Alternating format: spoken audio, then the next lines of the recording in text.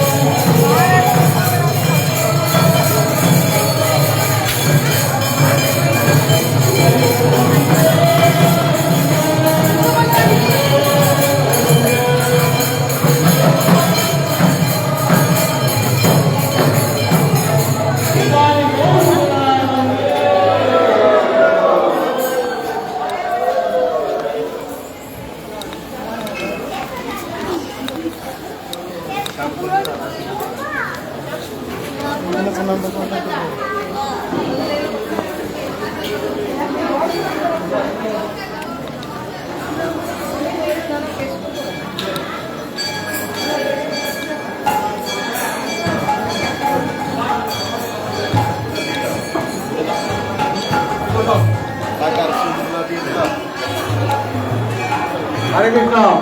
আপনারা সকলে বসে পড়ুন, আমাদের সময় খুব কম হয়ে গেছে। 8টার সময় বেরোনোর কথা, আপনারা বেরোলেন 10:30। কি করে হয়? হরে কৃষ্ণ। আপনারা সকলে বসে পড়ুন। এখন এখানে বাদ কর্তৃক মহাপ্রভুর জন্মস্থানের মহিমা কথা সংক্ষেপে আপনারা বিভিন্ন আচার্যবৃন্দ, বিভিন্ন সন্ন্যাসীদের নিকট থেকে আপনারা শুনুন।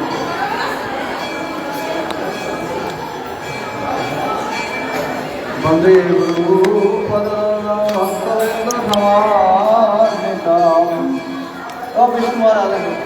শ্রী চৈতন্য প্রভু বন্দে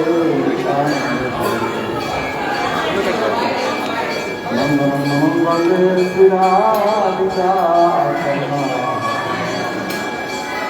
জয় বৈষ্ণব ভক্ত রঘুনাথ শ্রী গোপাল ভক্ত রঘুনাথ এই জয় জয় করি চরণ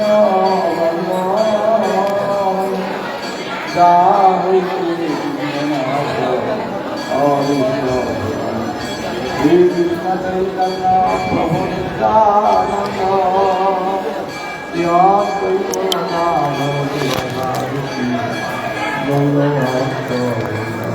হরে কৃষ্ণ কৃষ্ণ কৃষ্ণ হরে হরে হরে রাম হরে রাম। বিষ্ণু মহারাজ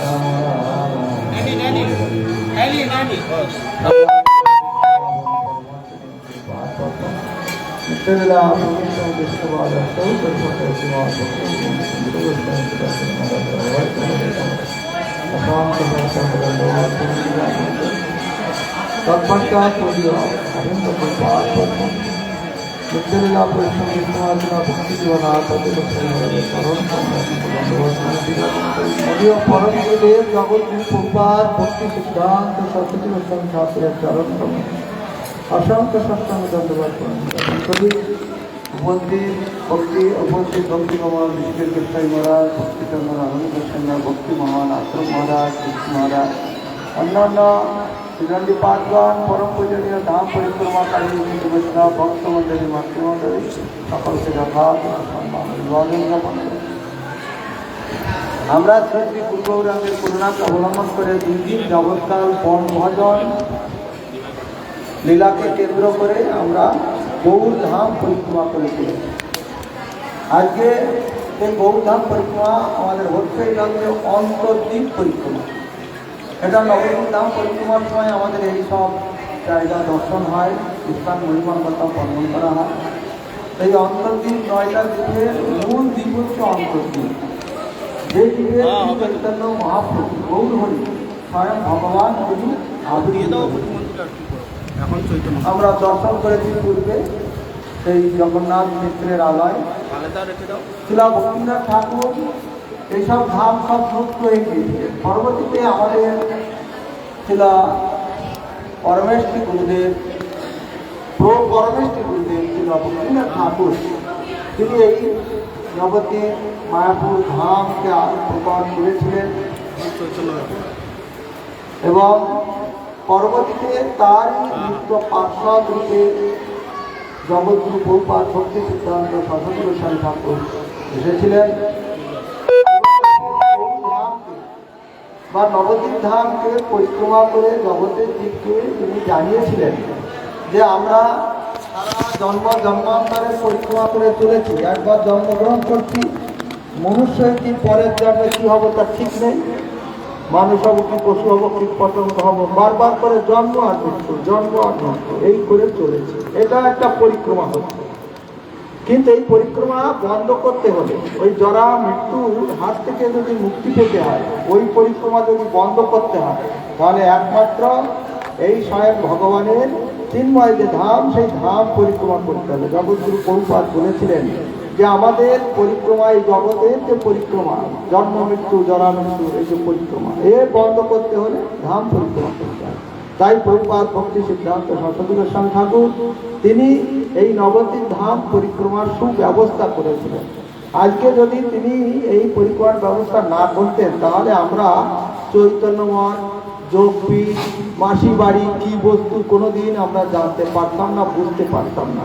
বা 9টা দ্বীপের যে মহিমা, এই 9টা দ্বীপের মহিমা নবভক্তি অঙ্গ যাজনের যে বিশেষ গুরু রহস্য, এটা আমরা কোনোদিন বুঝতে পারতাম। তাই আজকে আমাদের শ্রী কৃষ্ণ চৈতন্য মঠের বর্তমান আচার্যদের এর ব্যবস্থা করেছেন। জগতের প্রকৃত এই হচ্ছে মঙ্গলের পথ, মঙ্গলের রাস্তা। আপনারা একটু কষ্ট হচ্ছে, কিন্তু এই কষ্ট ভগবানের জন্য কষ্ট করলে দেখুন, একটা বাংলায় একটা কথা আছে যে কৃষ্ণকে পেতে হলে একটু কষ্ট করতে হবে, তা না হলে পাওয়া যায় না। ভজন করতে হলে একটু কষ্ট।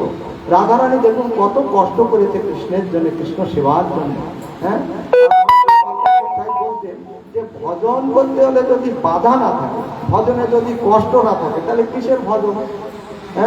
ওই আরাম করবো, এসি ঘরে বসে বসে হরিনাম করবো, কোনোদিন ভজন হয়? গোস্বামীরা কি করেছে দেখুন না, তারা এক এক গাছতলায় এক একদিন বাস করেছেন। তা যাই হোক, আজকে আমরা শ্রী চৈতন্য মহাপ্রভুর যে জন্মস্থান, এটা নিয়ে বিতর্ক অনেক হয়েছিল, লুপ্ত হয়েছিল। পরবর্তীতে ছিল ভক্তিনাথ ঠাকুর, তিনি ওই স্বরূপগঞ্জে অর্থাৎ বদ্রুমে বসে তিনি একদিন সাক্ষাৎ দর্শন করছেন, স্বপ্নের ন্যায়, প্রকৃত স্বপ্ন নয়, সাক্ষাৎ দর্শন করছেন।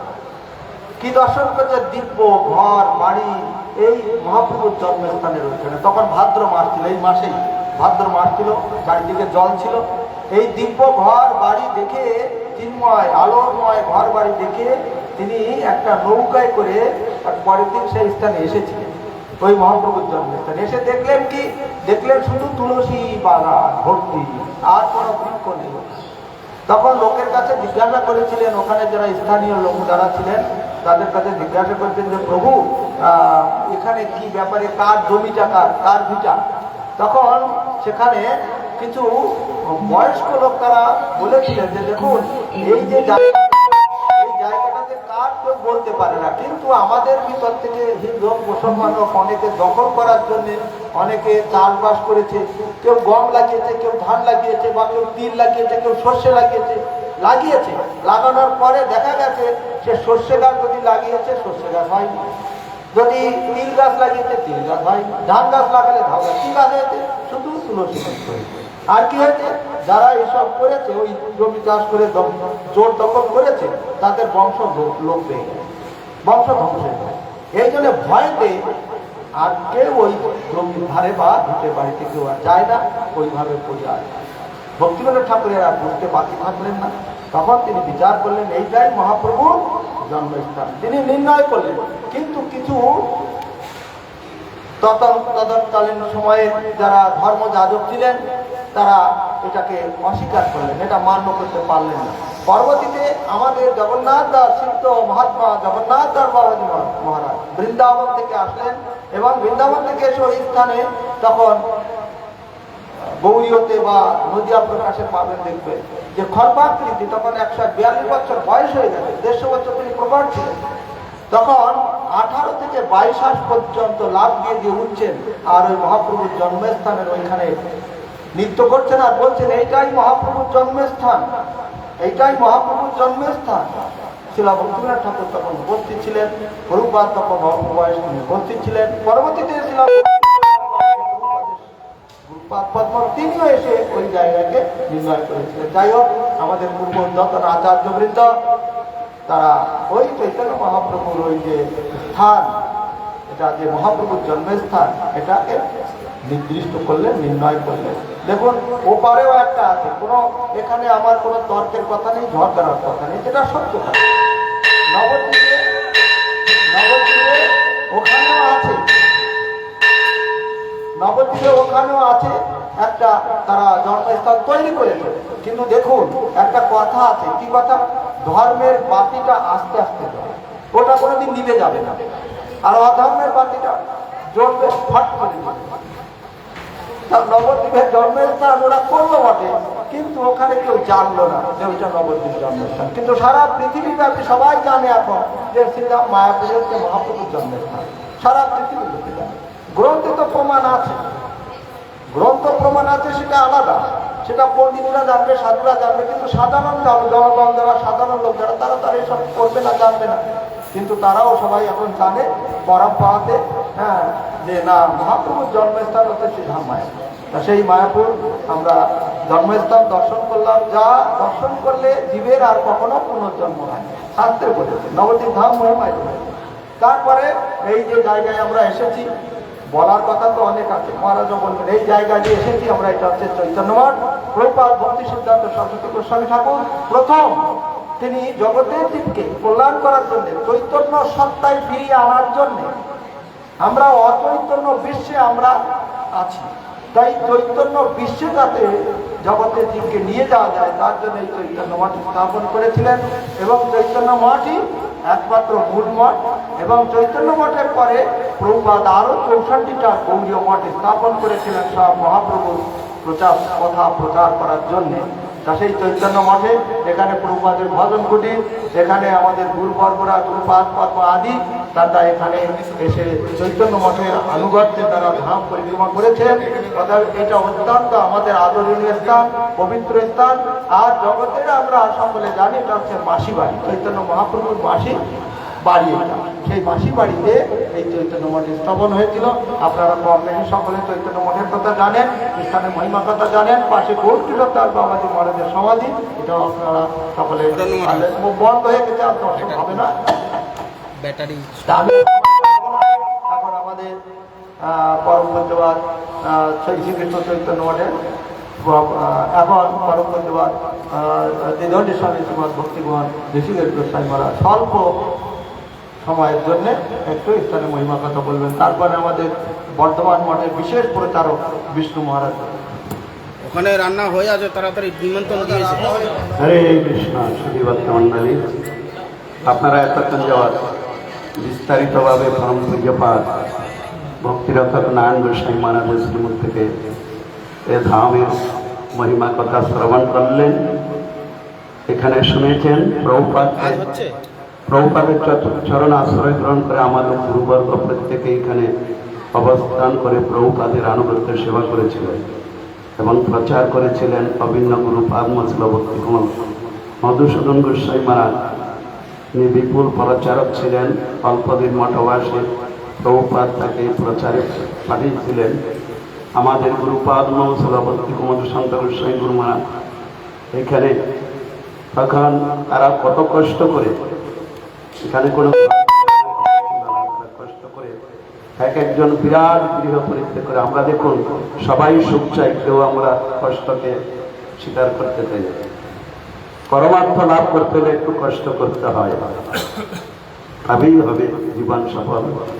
অনেক কথা এই যে দেখতে পাচ্ছেন, সারা বিশ্ব ব্রহ্মাণ্ডের সমস্ত শ্রেষ্ঠ জীবকে আজকে যুক্ত করার জন্য এই যুগপীঠ ভগবানের সাথে ক্লোজ কন্ট্যাক্ট করার জন্য এই যুগপীঠ, আপনারা যুগপীঠ দর্শন করেছেন। সেখানে স্বয়ং ভগবান আবির্ভূত হয়েছেন। এটা হল অভিন্ন ব্রজপত্তন।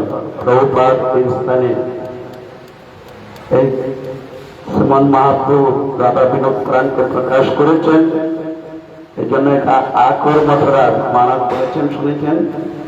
আমরা অচৈতন্য মিদং বিশ্বে যদি চৈতন্য ঈশ্বর, আমরা ভগবত চেতনা হারিয়েছি। পুনরপি জননম পুনরপি মরণম, পুনরপি জননী জটেশন করে বেড়াচ্ছি।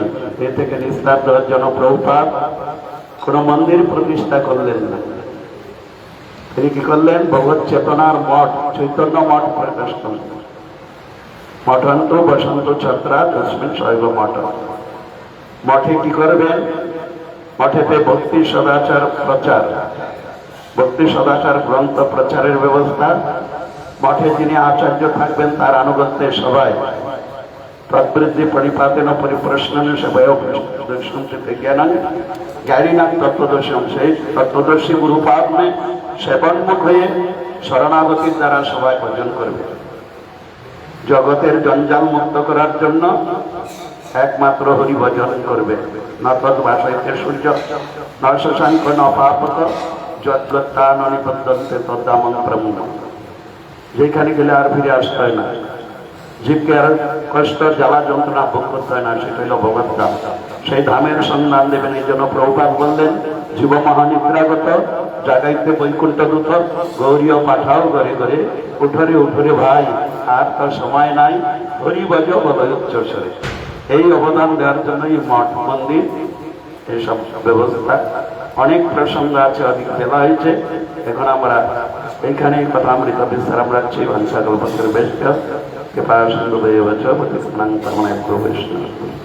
এখন আমাদের বর্তমান শ্রীকৃষ্ণ চৈতন্য মঠের অন্যতম প্রচারক পরম পূজ্যপাদ বিষ্ণু মহারাজ আপনাদের সাথে কথা কীর্তন।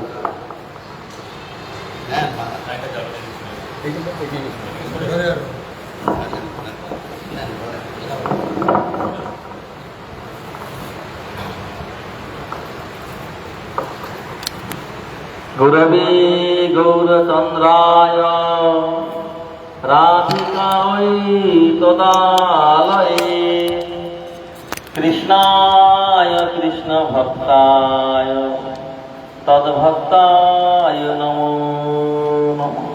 वंशाकल्पतरुभ्यश्च कृपासिन्धुभ्यैव च पतितानां पावनेभ्यो वैष्णवेभ्यो नमो नमः। हरे कृष्ण कृष्ण कृष्ण हरे हरे, हरे राम राम राम हरे हरे। सर्वग्रे मदीय गुरुपाद पद्मनेत्तलीला प्रविष्ट जयं विष्णुपाद दंडिशाय परमहंस परिव्राजकाचार्य श्रीमद् भक्ति जीवन आचार्य गोस्वामी श्री गुरुदेवेर चरणे असंख्य कोटि दंडवत निवेदन करी। तत्पश्चात मदीय शिक्षा गुरु भक्तिरक्ष नारायण महाराज, बर्तमान श्री कृष्ण चैतन्य मठेर आचार्य भक्ति चंद्र अरण्य महाराज एवं मदीय शिक्षा गुरु भक्ति कमल ऋषिकेश महाराज समस्त ভক্তমণ্ডলী, মাতৃমণ্ডলী সবাইকে আমার যথাযোগ্য অভিবাদন প্রণাম নিবেদন করি। প্রভুপাদ এই মায়াপুর ধামে শ্রী চৈতন্য মঠ স্থাপন করেছেন। চৈতন্য মঠ মানে হলো চেতনের মঠ, অর্থাৎ আমরা অনাদিকাল থেকে ভগবত বহির্মুখ হয়ে যে অবিদ্যাগ্রস্ত হয়ে সংসারে পরিভ্রমণ করছি, আমাদেরকে চেতনা দান করার জন্য এই চৈতন্য মঠ স্থাপিত হয়েছে। এক সময় মদন মোহন মালব্য তিনি প্রভুপাদকে বললেন যে প্রভুপাদ, প্রত্যেকটি গ্রামে গ্রামে আপনি চৈতন্য মঠ স্থাপন করুন। তা প্রভুপাদ বললেন কি, এটা তো আপনি কম বললেন, আমার ইচ্ছা যে প্রতিটি জীবের হৃদয়ে আমি চৈতন্য মঠ স্থাপন করব, এইটা আমার অভিপ্রায়। প্রভুপাদ তিনি এই চৈতন্য মঠ মানে ইট কাঠ পাথর যে একটা মঠ তৈরি তা নয়।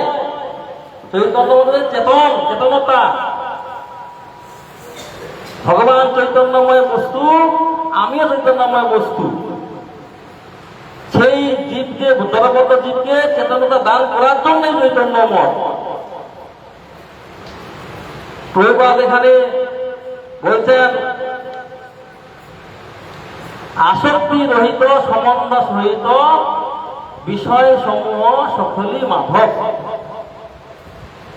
এই যে আমরা জড়বদ্ধ জীব, এই যে বিষয়ের প্রতি যে আকর্ষণ, যে আসক্তি, এই যে আমাদের যে অর্থ সম্পদ, এটা কার? ভগবানের সঙ্গে সম্বন্ধযুক্ত।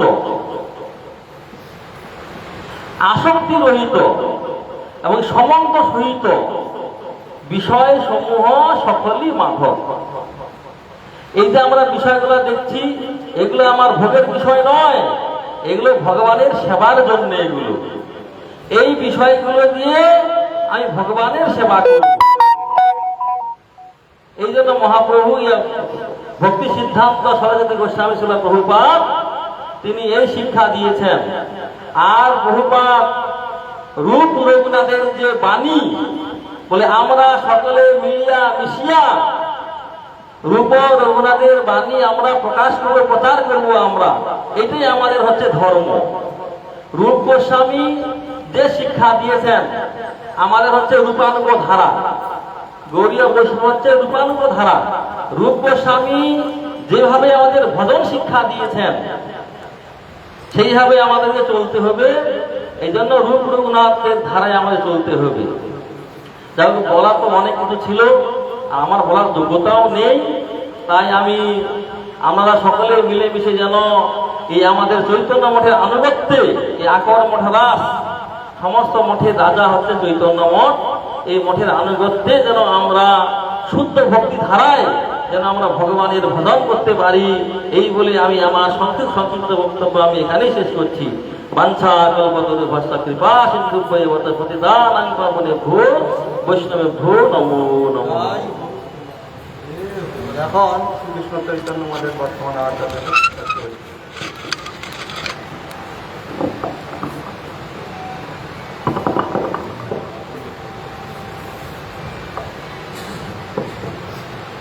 गुरवे गौरचन्द्राय राधिकायै तदालये कृष्णाय कृष्णभक्ताय तद्भक्ताय नमो नमः।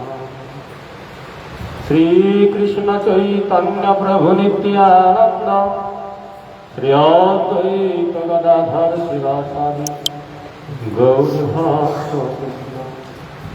हरे कृष्ण कृष्ण कृष्ण हरे हरे, हरे राम राम राम हरे हरे। আমি সর্বাগ্রে বলি গুরুপাদ পদ্ম ওম বিষ্ণুপাদ বস্তু 137 ভক্তি জীবন আচার্য স্বামী শিল গুরু মহারাজের রাতুল চরণে অনন্ত কোটি সাষ্টাঙ্গ দণ্ডবত প্রণতি নিবেদন করি। তিনি আমাদের সকলের প্রতি প্রসন্ন হন, কৃপা দৃষ্টি দান করুন। গুরুপাদ পরম বিষ্ণুপাদ বৈষ্ণব পরম শ্রী ভক্তি প্রকাশ পুরী গোস্বামী শিল গুরুদেবের রাতুল চরণে অনন্ত কোটি সাষ্টাঙ্গ দণ্ডবত প্রণতি নিবেদন করে তিনি প্রসন্ন হন, কৃপা দৃষ্টি দান করুন। গুরুপাদ পরম বিষ্ণুপাদ বৈষ্ণব পরম শ্রী ভক্তি রক্ষক নারায়ণ গোস্বামী মহারাজ, গুরুপাদ পরম বিষ্ণুপাদ বৈষ্ণব পরম শ্রী ভক্তি কমল ঋষিকেশ গোস্বামী মহারাজের পাদ পর্ব বন্দনা করুন। তিনি আমাদের প্রতি প্রসন্ন হন, কৃপা দৃষ্টি দান করুন। অন্যান্য ত্রিদণ্ডিপাতগণ, সত্রীমণ্ডলী, মাতৃমণ্ডলী সকলেই চরণে আমার যথাযোগ্য শ্রদ্ধা সম্মান প্রদর্শন করি। সকলে প্রসন্ন হন, কৃপা দৃষ্টি দান। আমরা যে স্থানে এসে উপস্থিত হয়েছি, এই স্থানটি হল শ্রী চৈতন্য মঠ। আপনারা ইতিপূর্বেই মহারাজগণের শ্রীমুখ থেকে শ্রবণ করেছেন। চৈতন্য মঠ কোনো জাগতিক প্রতিষ্ঠান নয়। জগতের মানুষের জাগতিক সুবিধা দেওয়ার জন্য এই পৃথিবীতে বহু মঠ মন্দির গড়ে উঠেছে। কেউ লোককে খাওয়ানোর জন্য, কেউ দুস্থকে দরিদ্র দান করার জন্য, কেউ নানা রকম মানসিক রোগীর চিকিৎসার জন্য, কোথাও বা জাগতিক শিক্ষা প্রতিষ্ঠান বাড়ানোর জন্য, নানাভাবে জাগতিক সুবিধা প্রদানের জন্য সারা পৃথিবী জুড়ে বহু মঠ মন্দির প্রতিষ্ঠা হয়েছে। কিন্তু শ্রী চৈতন্য মঠ এটি পারমার্থিক শিক্ষা প্রতিষ্ঠান, যা আমাদের চেতনাবৃত্তির উন্মেষ ঘটায়। আজকে ভালো মন্দ খাওয়ানো হলো, কালকে আবার ক্ষুধা পাবে। শিক্ষা জ্ঞান প্রদান হলো, সারা জীবন ধরে কিছু অর্থ রোজগার করলাম, সেই শিক্ষাকে কাজে লাগিয়ে মৃত্যু হয়ে গেল, পরের জন্মে আবার সেই অভাব বোধ হবে। কিন্তু শ্রী চৈতন্য মঠের যে শিক্ষা, যা অনন্তকালের দুঃখ যন্ত্রণা থেকে আমাদের মুক্তি প্রদান করে, নিত্য সিদ্ধ যে কৃষ্ণ প্রেম, সেই কৃষ্ণ প্রেম প্রদান করবে। এই জন্য শ্রী চৈতন্য মঠ হল চেতনের মঠ। আমরা জড়তে আবিষ্ট হয়ে আছি, জড় জগতে আবিষ্ট হয়ে আমরা অনন্তকাল ধরে আমাদের কর্মফল দুঃখ যন্ত্রণা ভোগ করছি। এর থেকে নিষ্কৃতি দান করে নিত্য আনন্দ প্রদানের জন্য প্রভুপাদ ভক্তি সিদ্ধান্ত সরস্বতী ঠাকুর এই চৈতন্য মঠ প্রতিষ্ঠা করেন। সারা বিশ্বের যত গৌরীয় মঠ মন্দির, শুধু গৌরীয় মঠ মন্দির নয়, ইস্কন বা এই ধারায় যত গৌরীয় মঠ প্রতিষ্ঠা হয়েছে, তার আকর মঠরাজ হলো এই চৈতন্য মঠ। এটি হলো মূল মঠ, আদি মঠ, মঠরাজ।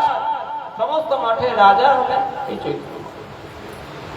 যদি সারা পৃথিবীর যত গৌরীয় মঠ মন্দির, ইস্কনের সমস্ত মঠ মন্দির, সমস্ত মঠ মন্দিরের আচার্য বৃন্দকে এক করা হয়, সেই আচার্য বৃন্দ যতই থাকুক না কেন, মূল আচার্য হলেন চৈতন্য মঠের যিনি আচার্য। এই জন্য চৈতন্য মঠের আচার্যকে আমরা মূল আচার্য বলে মনে করি। কেন না চৈতন্য মঠ হলো আদি মঠ। এই মঠই হলো আমরা সেই সম্মান দ্বারা, সেই মর্যাদা দ্বারা এই মঠকে স্বীকার করি। এর পূর্বে আমরা শ্রীমান মহাপ্রভুর সংকীর্তন রাসস্থলী শ্রীবাস অঙ্গন দর্শন করেছি। সেখানে সময় ছিল না, কারণ এই মঠ মন্দির 12টায় বন্ধ হয়ে যাবে। এই জন্য তাড়াহুড়ো করে সেই সংকীর্তন রাসস্থলী যে শিবাস অঙ্গনে বসার সুযোগ হয়নি। তারপরে আমরা যে মন্দির দর্শন করলাম সেটা হলো অদ্বৈত ভবন।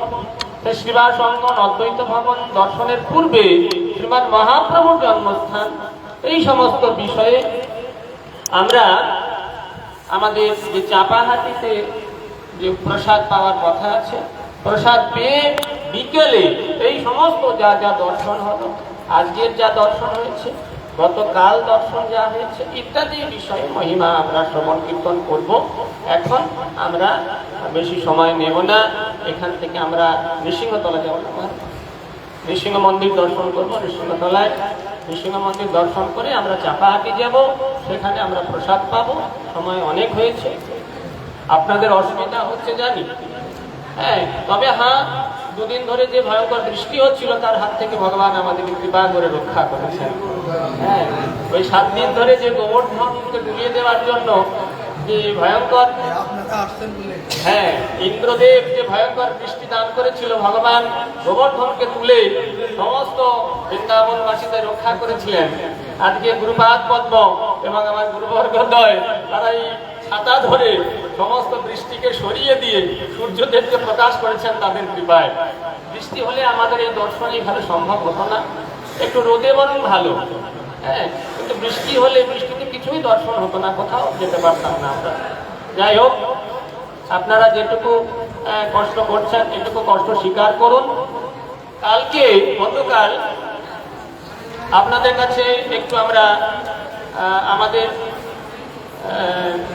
কথা আলোচনা করব। গতকাল আমরা যে সমস্ত দর্শন করেছি এবং আজকে যা দর্শন করছি এগুলো দিয়ে বিকেলে আলোচনা করব। হরে কৃষ্ণ।